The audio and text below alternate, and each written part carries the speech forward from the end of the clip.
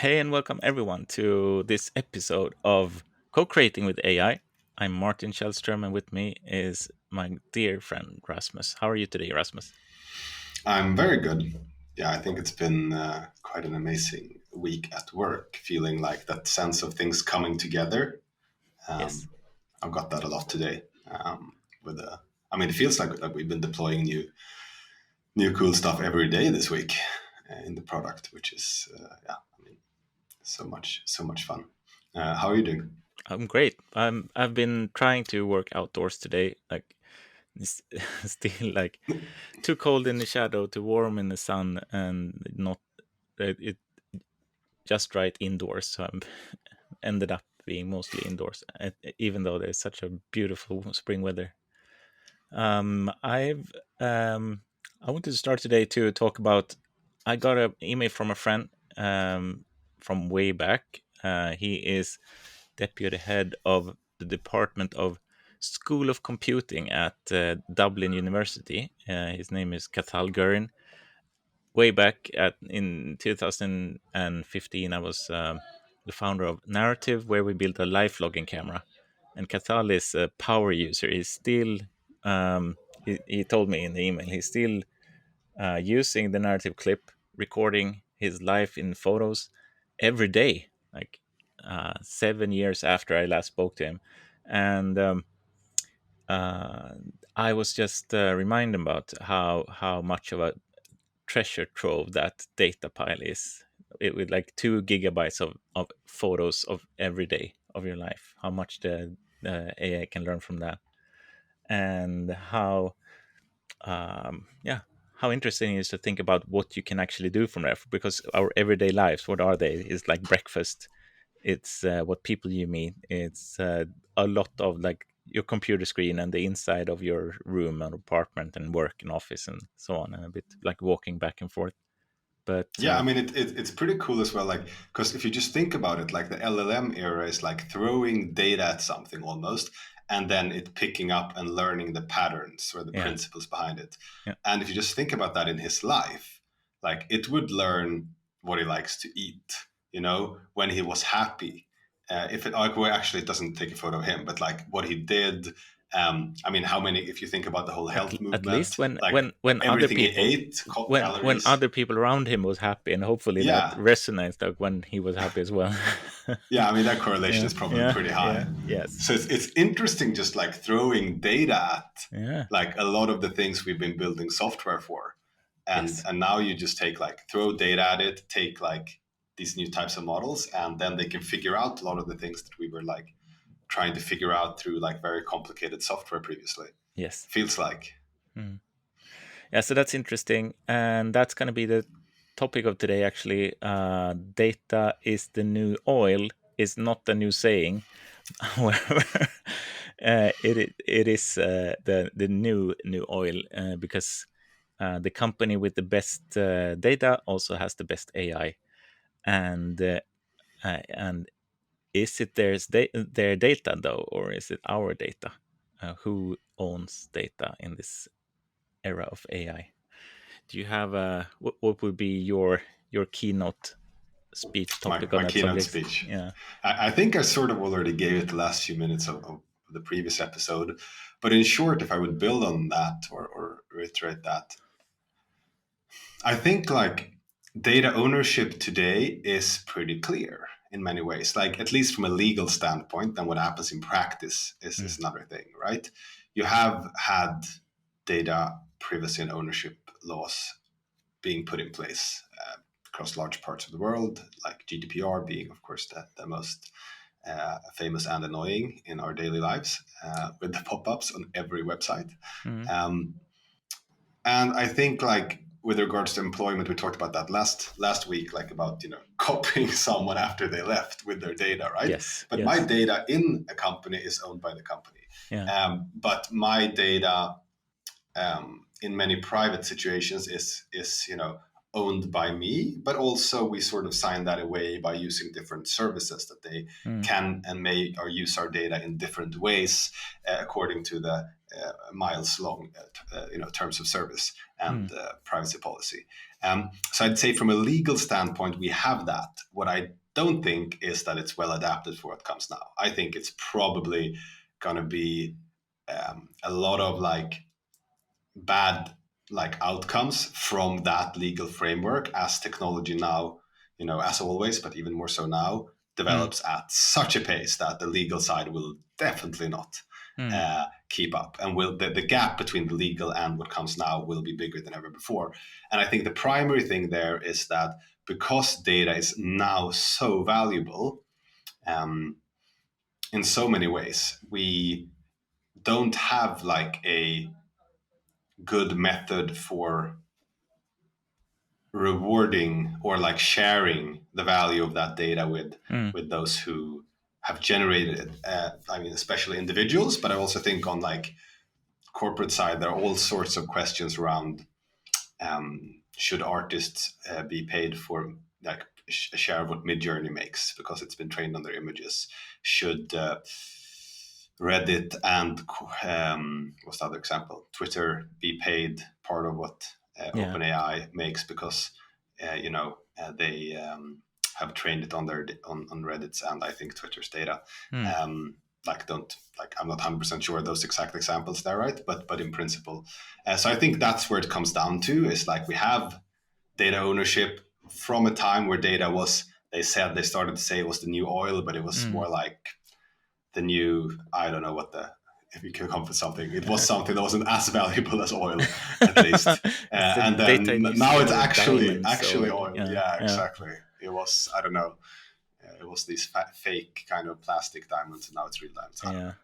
something like that. But What are your thoughts? well, something that I don't know. Might have a radical standpoint. I think like this, that let's say I have a tiny language model with just one single synapse, and I'm letting it look at 1,000 photos or 1,000 paintings of famous artists, and the only thing it's doing, like it's nudging it.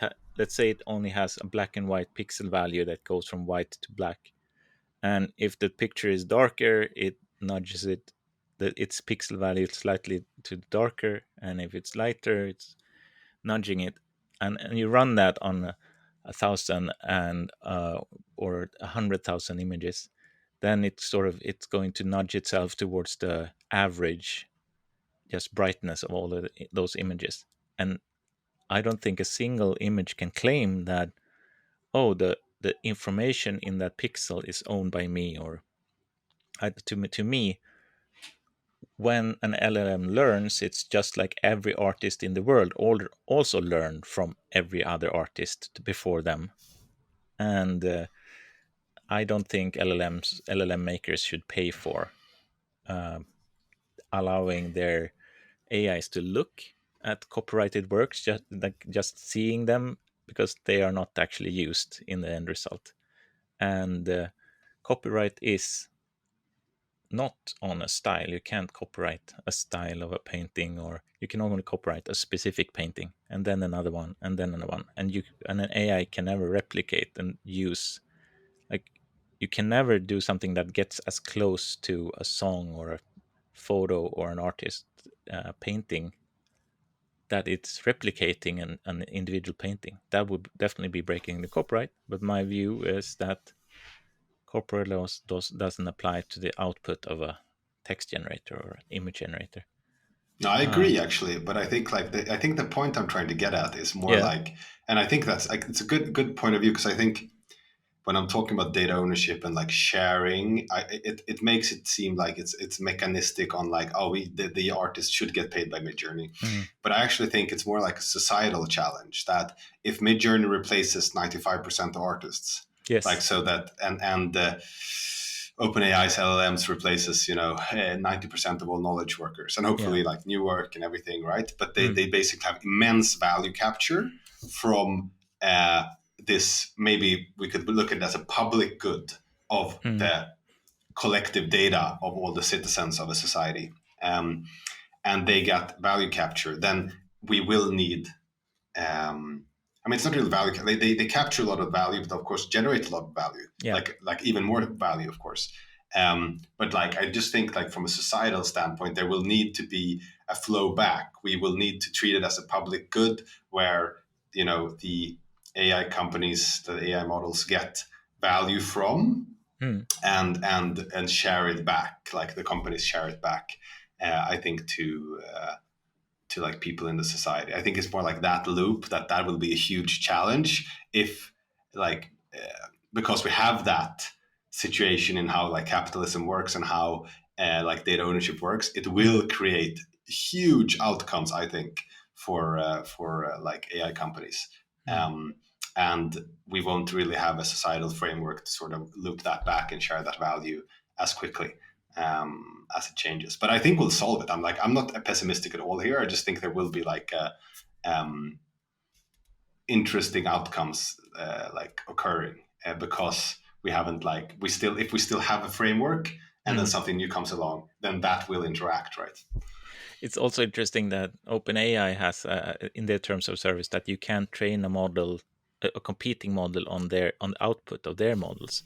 Yeah, So, which is like they trained their models on the output of the entire internet, but other companies can't do the same with their models. Like you, yeah, according to their terms of service. So that's I don't know if that's hilarious or or if it's just a fact of life. But they're trying to protect that, and of course everybody's doing it shamelessly. Like like stats and yeah, researchers are saying this is not for commercial use, so we're gonna just dump 25,000 prompts generated by GPT-4 out there for as training data, and and yeah, it's a big mess right now. Data ownership is it, it's it's the mix of who owns the data with like who is training the model for what purpose, and is it then going to be used for that purpose or a completely different purpose. Like people are using, I'm sure, like research model for commercial purposes and vice versa all over the place. yeah. And that's so interesting. Like I fully agree. I was even like I heard that Google were training Bard on like ChatGPT output Yes. to Yeah. sort of like sneak like get a basically catch up on like the reinforcement learning human feedback loop that they had like that ChatGPT has benefited from, that they've been working so much with at OpenAI, which is not like as quick to replicate as training Mm. a GPT and a model. But I think it's interesting, like just like so we basically have the situation with data, right? And we have this tension between data ownership and these new models that we looked into. What I think is very interesting then is what we discussed like a little bit before the episode as well is like that sort of leads to the enthusiasm for and the need for open source Mm. models because we if I don't want to send I want my data is valuable whether I'm an Yeah. individual or company, then I don't want to send it all the time like all over the place to someone else, like to the cloud provider, so to say. I want to have it on prem, I want to have it on my phone, or I want to have it on my servers, you know in the company. And in order to do that, I mean, I think like apparently OpenAI has some kind of on-prem solutions, etc., where you can keep your own data. But there's like I think this need is what sort of pushes like the need to be able to have private data actually is one of the key drivers behind like um, the demand for open source models, which Yeah. I've seen like exploding, and I know you've been looking a lot at. Mm. Um, what are your thoughts there, right? Like, how does like either around like data and open source, or just like the open source within like generative AI? Yeah. So I just think that it's an amazing thing that what is going on, like that the open source movement is actually uh, producing stuff that is on par with what the closed source is doing. And like code wise, they've been doing that for ages, with Linux being like the top third one of the top three OSs in the world, and open source is definitely like a contender for the throne of computer science in general. And but with AI, it's such a big premise that you have to have hundreds of thousands of GPUs to train a big model, and open source is still competing, and that's such an amazing, fun, and actually like democratizing power in the world that exists. And now it's has really been spurned, like truly in for real, been spurned by Meta releasing their models open source. And of course there was a leak there. They didn't intend it to come out in the wild, but of course, like life will find a way. And now it's like it's intermixed. Like people will not ever like be able to tell the difference anymore about where are actually the weights coming from in a certain service. But it's it's I think it's a great fact about the AI movement that not all innovation is happening in big companies. It's such an immense just pleasure, and gives hope for humanity that um, there's as much, if not more, innovation going on in this, like in people's homes and apartments all over the world, as in the research labs of the big companies. Yeah, it's cool there as well. Like I think just like funny on the Meta part, it's like okay, Meta like the llama leaked, right? It ran out of the building and started spitting all over the place like llamas do, right? And people, Yes. started having fun with it.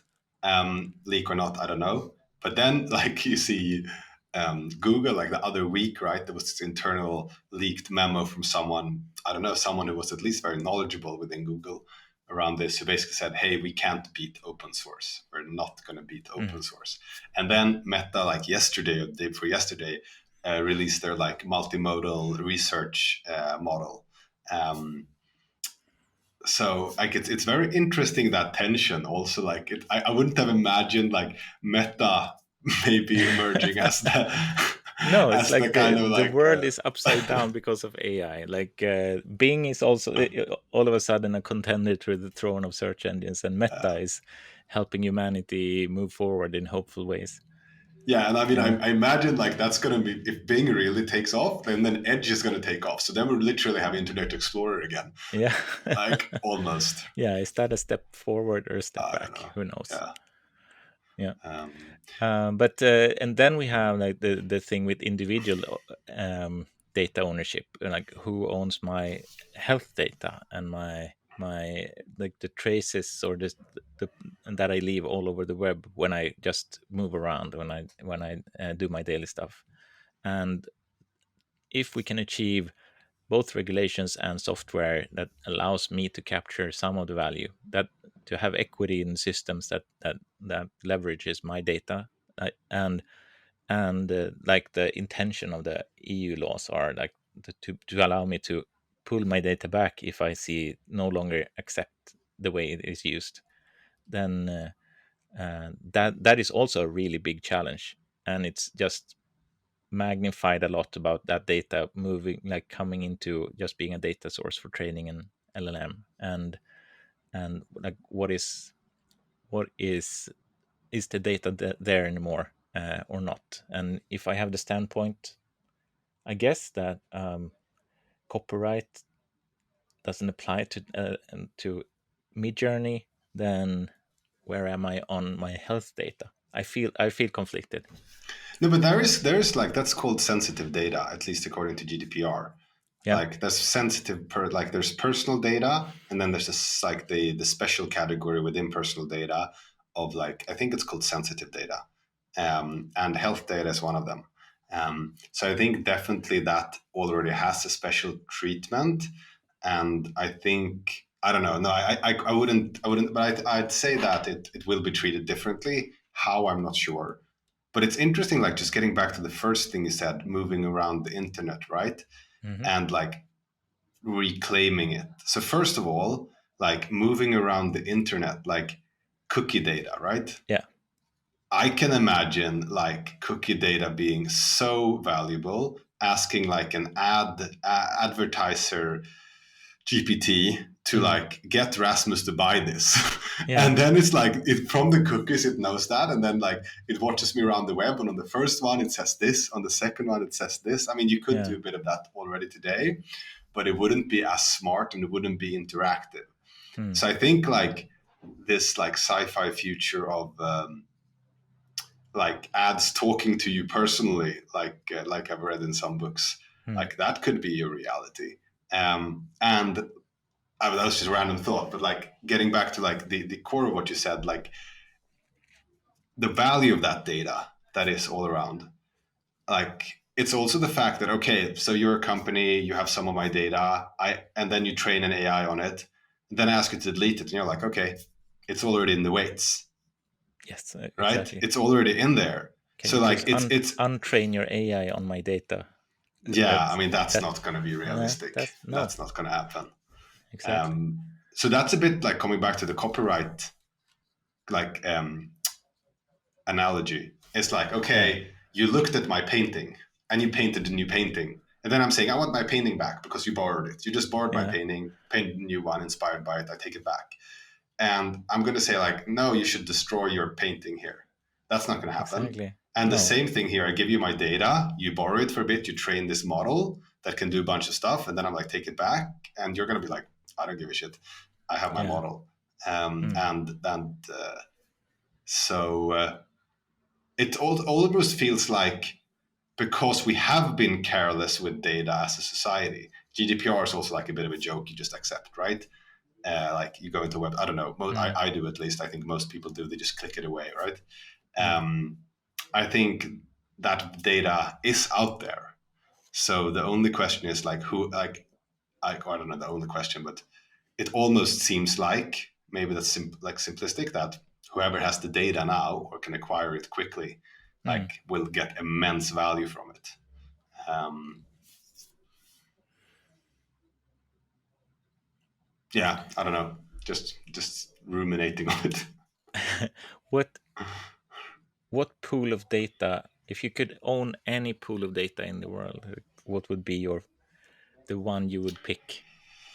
Wow, I good question. I just got a thought when you were talking that, so I can go first. That what if I own Google Analytics data, like all the data on where everyone has clicked on all the websites in like a lot of the websites in the world, or something like the analytics tools to train an AI to click around and use websites. Mm, That yeah, that's the like one a contender for me at least. yeah. I think like depends, of course, what you want to build. But I'm just like going back to the basics. What is like the most valuable data if I'm just thinking about it monetarily? Like Hmm. what is valuable is consumption in different forms, whether it's individuals or companies. If you then take individuals as the largest piece of GDP, I'm pretty sure. If you, Then yeah, like having consumption data, which is like paired I mean, with what do people health want to data. buy? Yeah, Yeah, like yeah, maybe. what are people buying and what, no, that's, yeah, compared with health data, that's just gonna tell us what we already know, that if you buy Yeah. sugar you die earlier. I think maybe though, like this is a bit sinister, and I hope this is not the case, and I hope this doesn't happen. But like, if you think about it, just from like a purely kind of maximize money making without any morality Yeah. constraining you, which generally is where Hmm. the market, without restrictions, optimizes towards. It's like pure profit maximization. It's almost like if you like whatever data is most valuable to understanding people, Mm. and because then you can manipulate them uh, into purchasing, Mm. like whether it's for money or power or other means, like um, so I wonder, like, what is the data that is most revealing about ourselves? That is probably coming back to health data, because, like, once we start having, like, the Apple Watch, not only, or whatever, the Neuralink implant, like, actually, or like now that you control stuff with brain waves, like using the MRI, they've done some experiments there where they, no, sorry, where the two different things where an LLM can like actually read your thoughts. Yeah. That's one Yes. thing, and Yeah. impulses and all of that stuff, and via MRI. And then the other part is you being able to use that to control. So I think whoever gets our a large amount of like brainwave data, like neural data, like from Mm. humans, is likely to have be able to do very cool and awesome and really scary shit. Yeah. I think. I don't want to own that though, but like I was just thinking in terms. I'd rather not, but just thinking. And then if you can annotate it as well. So I think like the narrative clip life logging camera combined with brainwaves of Mm, the, so you can have like this is what the person is watching, this is what they are thinking, and just have that comparison on a massive scale. yeah, and that goes back to like it's interesting. Like there are all these like trendy words that have been around for a while, right? Hmm. Like IoT and quantified self, and Yes. now where AI comes, another trendy word, right? It Yeah. actually makes these ones relevant because quantified self is kind of like all that data that you need as people, companies, societies to actually really be able to do like new cool stuff with these models. And then like IoT is same thing, like data about the world. Like you said, like you could argue narrative clip was an IoT device. I don't know, it's wrong, Yeah. right? But like Yeah. it actually takes data to input like real world data Mm. and makes it digital in like an automatic fashion. And then of course, like you have the whole, yeah, I mean, there are a bunch of these more that you could think about, of course, robotics, etc.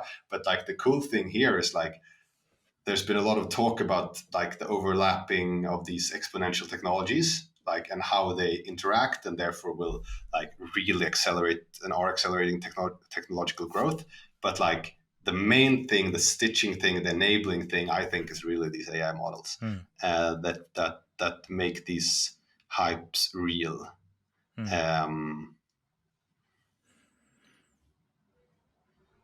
so it's interesting also like with a bunch of like I think what we're going to see is like just with narrative, right?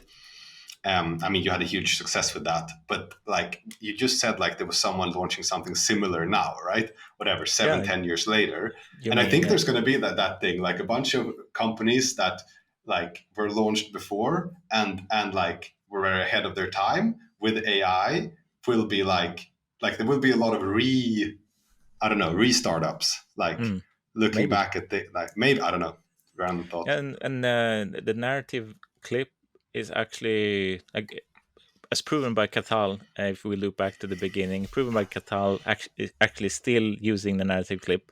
8 years Yeah, later, there's still no better device for life logging than an yeah, 8-year-old narrative clip too. yeah. So and the IP is still around. If there's anyone listening to this that want to fund, like if you have $2.5 million, and this is, and I'm being serious, then we will, for $2.5 million we can restart production and get you 10,000 units, literally 10,000, not as a, oh, that's a big number, but that's actually the minimum uh, like quantity to get production started. If we build 10,000 cameras, we need $2.5 million, and then we will have 10,000 units of life logging cameras to put in the hands of AI lovers all over the world. Do you still own the copyright and IP and stuff, like you and the founders? Like, No, but my CTO does, Björn. all right, Yeah, nice. yeah. So I it's mean, who available knows? for, and that would be so much fun if someone did. I hope someone listens to this. Yeah, Um, yeah, right, yeah, but I mean, it's cool. Like, I think that feels like a good place to round off. Like, yeah, and also, yeah, it's just really amazing to think about. Like, I think narrative is such an interesting example mm, of like something that was really like cool and you had so many happy users, right, and passionate power users, etc., right, and apparently still do, yeah, um which is very cool, like speaking about the product, but like where you think about it now in the age of AI and like whoa, that shit has a new meaning. yes, um definitely. And I also think like now we talked about the open source LLMs and on prem. And next episode, I suggest we go in further and talk about the edge as well, like what Yeah, happens when we put the models on the edge. yeah, And of course, that's what's cooking in the Apple stew, I guess. yeah. With Siri being powered by LLM and being more annoying than ever. I hope. With that, Yeah, it's no, gonna be but like, how are let's. you? How are you doing? I Nice feel you're a weather bit today. stressed. Yeah. Thank you so much, Rasmus, and Thanks, thank you, Martin. dear listener. Tune in to the next episode, maybe about models on the edge, maybe something else. In any case, over and out.